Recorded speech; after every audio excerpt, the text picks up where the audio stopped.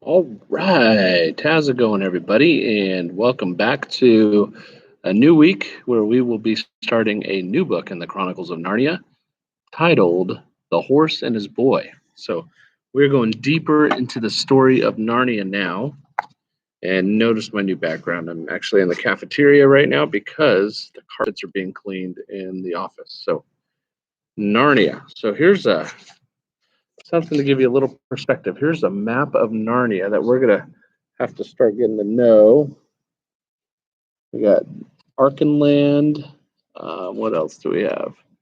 Stormness Head, the Anvard Pass. There's a big desert. Toshban is down here, right there. So this is Mount Mount Pyre.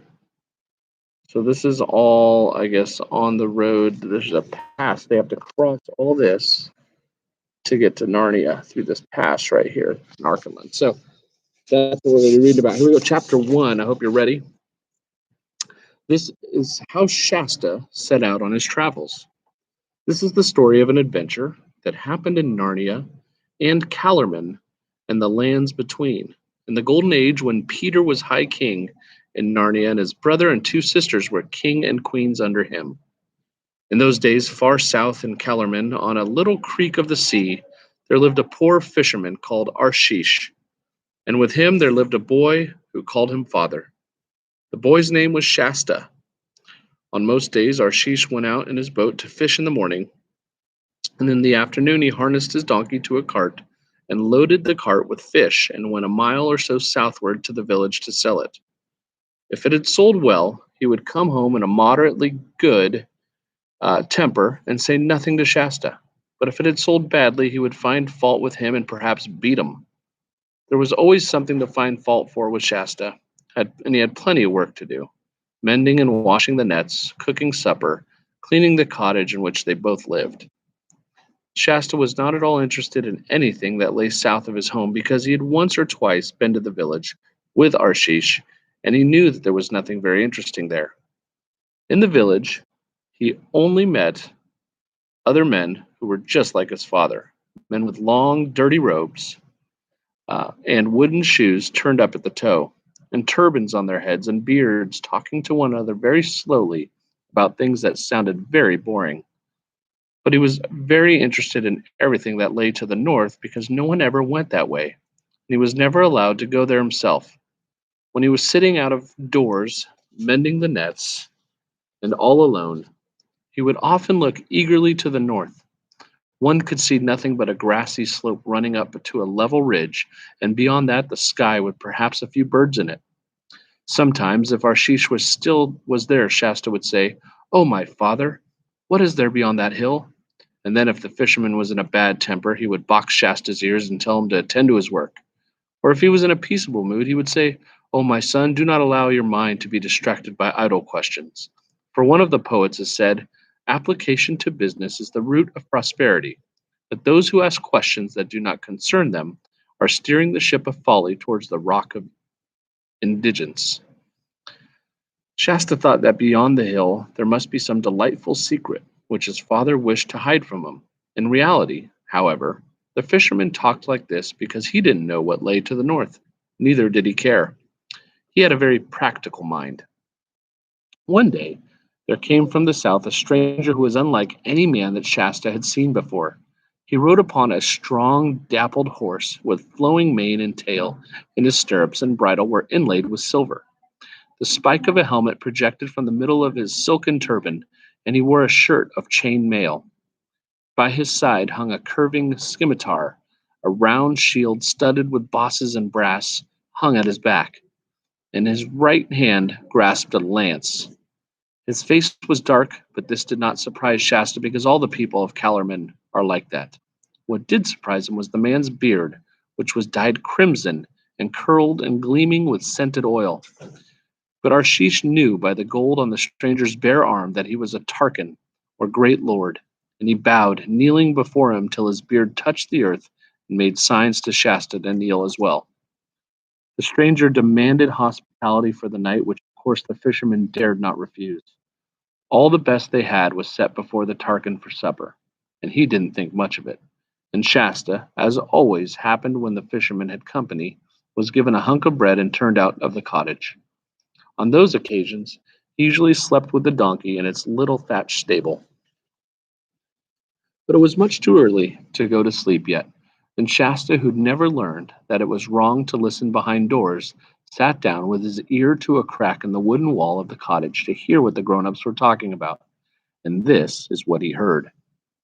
"And now, O my host," said the Tarkan, "I have a mind to buy that boy of yours." "Oh, my master," replied the fisherman, and Shasta knew by wheedling tone the greedy look that was probably coming into his face as he said it.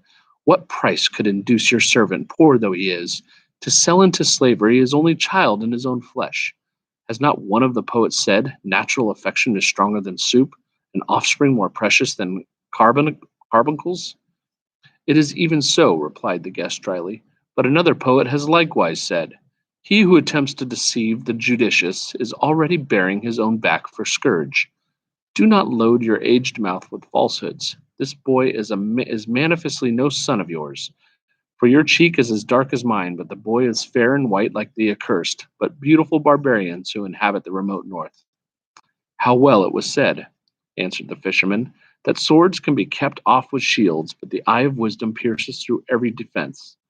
Know then, O my formidable guest, that because of my extreme poverty I have never married and have no child, but in the same year in which the Tisroc, may he live forever, began his august and beneficent reign, on a night when the moon was at her full, it pleased the gods to deprive me of my sleep.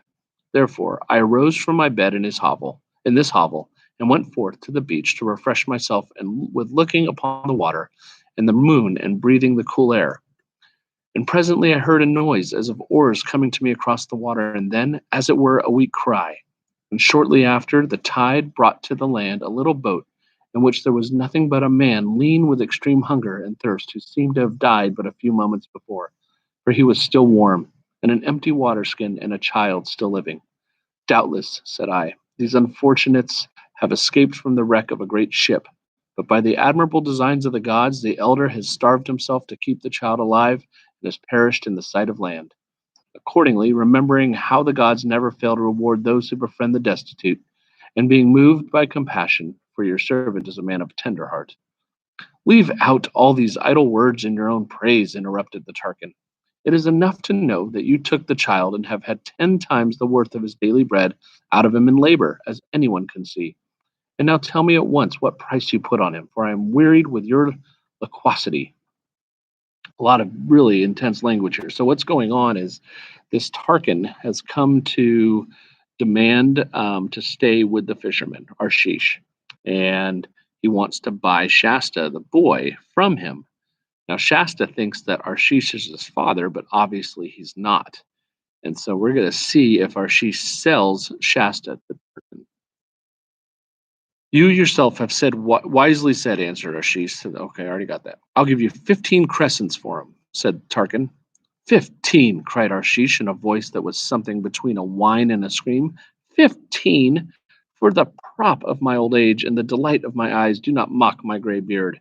Tarkin though you be, my price is 70." At this point, Shasta got up and tiptoed away. He'd heard all he wanted, for he'd often listened when men were bargaining in the village, and knew how it was done. He was quite certain that Arshish would sell him in the end for something much more than 15 crescents, and much less than 70, but that he had the Tarkin would take hours in getting to an agreement. You must not imagine that Shasta felt at all as you and I would feel if we had just overheard our parents talking about selling us for slaves. For one thing, his life was already a little better than slavery. For all he knew, the lordly stranger on the great horse might be kinder to him than Arshish. For another, the story about his own discovery in the boat had filled him with excitement and with a sense of relief. He'd often been uneasy because, try as he might, he had never been able to love the fisherman, and he knew that a boy ought to love his father. And now, apparently, he was no relation to Arshish at all. That took a great weight off his mind. "Why, I might be anyone," he thought. "I might be the son of a Tarkin myself, or the son of Tisroc, may he live forever, or of a god." He was standing out in the grassy place before the cottage while he thought these things. Twilight was coming on. A pace, and a star or two was already out. but the remains of the sunset could still be seen in the west. Not far away, the stranger's horse, loosely tied to an iron ring in the wall of the donkey's stable, was grazing. Shasta strolled over to it and patted its neck, and went on tearing up the grass and took no notice of him. Then another thought came into Shasta's mind. I wonder what sort of man this Tarkan is, he said out loud. It would be splendid if he was kind. Some of the slaves in the great lord's house have next to nothing to do. They wear lovely clothes and eat meat every day. Perhaps he'd take me to the wars and I'd save his life in a battle, and then he'd set me free and adopt me as a son, and give me a palace and a chariot and a suit of armor. But then he might be a horrid, cruel man. He might send me to work on the fields in chains. I wish I knew. How can I know? I bet this horse knows. If only he could tell me. The horse had lifted its head. Shasta stroked its smooth as satin nose and said, I wish you could talk, old fellow. And then for a second he thought he was dreaming, for quite distinctly, though in a low voice, the horse said, But I can. Shasta stared into its great eyes, and his own grew almost as big with astonishment. How ever did you learn to talk? He asked. Shh, not so loud, replied the horse. Where I come from, nearly all the animals talk. Where's that? Asked Shasta. Narnia, answered the horse. The happy land of Narnia. Narnia of the heathery mountains, and the thymy downs. Narnia of the many rivers, the flashing glens, the mossy caverns, and the deep forests ringing with the hammers of the dwarfs. Oh, the sweet air of Narnia! An hour's life there is better than 1,000 years in Calormen. It ended with a whinny that sounded very like a sigh. How did you get here? Said Shasta. Kidnapped, said the horse, or stolen or captured, whichever you like to call it. I was only a foal at the time. My mother warned me not to range the southern slopes into Archenland and beyond, but I wouldn't heed her, and by the lion's mane I have paid for my folly. All these years I have been a slave to humans, hiding my true nature and pretending to be dumb and witless like their horses. Why didn't you tell them who you were? Not such a fool, that's why. If they'd found out I could talk, they would have made me a show of me at fairs and guarded me more carefully than ever. My last chance of escape would have been gone. And why? Began Shasta, but the horse interrupted. Now look, it said, we mustn't waste time on idle questions. You want to know about my master and the Tarkan Anredin. Well, he's bad. Not too bad for me, for a war horse costs too much to be treated very badly. But you'd better be lying dead tonight than go to be a human slave in his house tomorrow. And I'd better run away, said Shasta, turning very pale. Yes, you had, said the horse. But why not run away with me? Are you going to run away too? Said Shasta. Yeah, if you come with me, answered the horse. This is the chance for both of us. You see, if I run away without a rider, everyone who sees me will say stray horse and be after me as quick as he can. With a rider, I have a chance to get through. That's where you can help me. On the other hand, you can't get very far on those two silly legs of yours. What absurd legs humans have without being overtaken. But on me, you can outdistance any other horse in this country. That's where I can help you. By the way, I suppose you know how to ride. Oh, yes, of course, said Shasta. At least I've ridden a donkey. Ridden the what? Retorted the horse with extreme contempt. At least that is what he meant. Actually, it came out sort of like a ridden a whoa, whoa, whoa, whoa, whoa, whoa. Talking horses always become more horsey in accent when they're angry. In other words, it continued, you can't ride. That's a drawback. I'll have to teach you as we go along. If you can't ride, can you fall? Well, I suppose anyone can fall, said Shasta.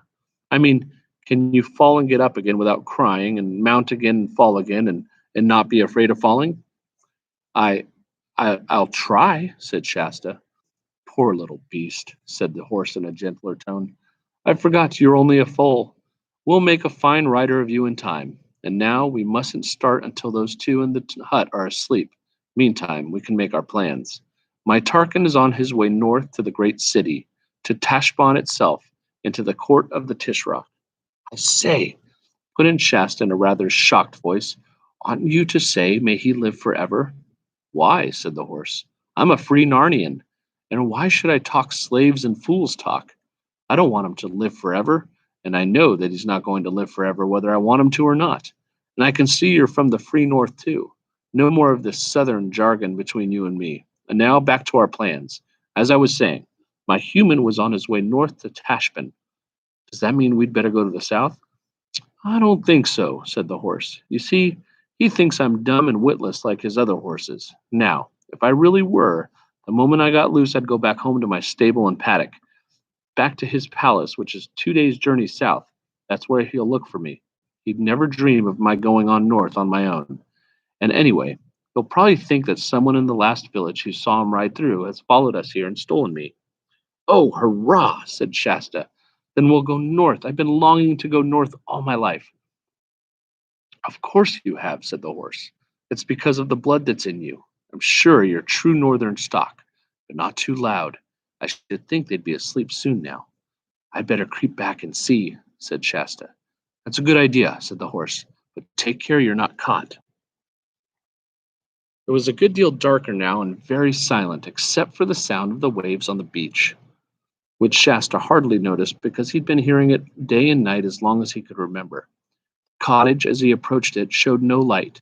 When he listened in the front, there was no noise. When he went around to the only window, he could hear after a second or two the familiar noise of the old fisherman's squeaky snore. It was funny to think if all went well, he would never hear it again. Holding his breath and feeling a little sorry, but much less sorry than he was glad, Shasta glided away over the grass and went to the donkey's stable, groped along to a place he knew where the key was hidden, opened the door, found the horse's saddle and bridle, which had been locked up for the night. He bent forward and kissed the donkey's nose. I'm sorry we can't take you, he said. There you are at last, said the horse when he got back to it. I was beginning to wonder what had happened to you. I was getting your things out of the stable.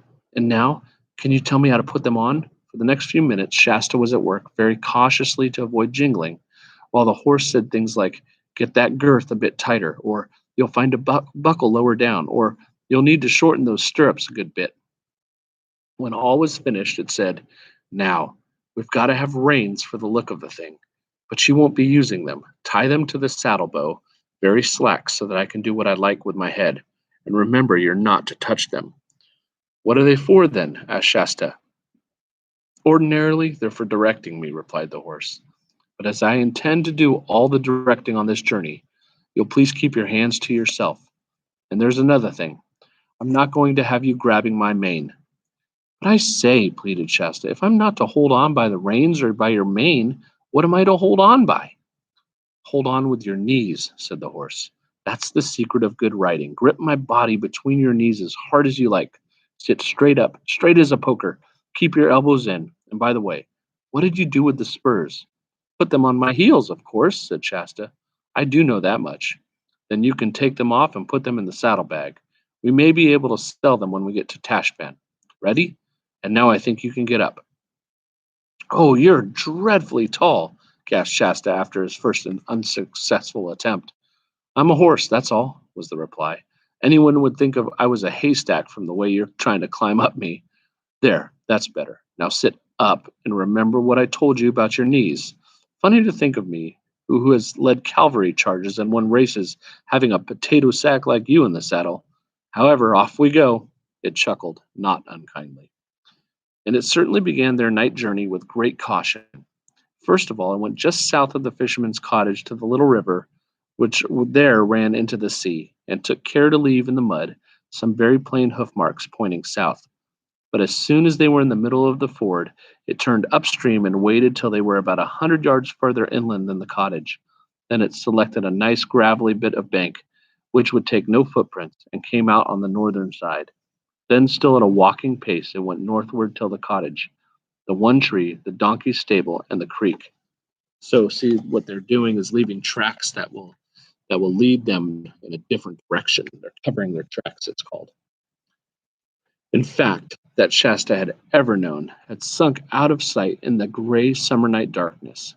They'd been going uphill and now were at the top of the ridge, that ridge which had always been the boundary of Shasta's known world.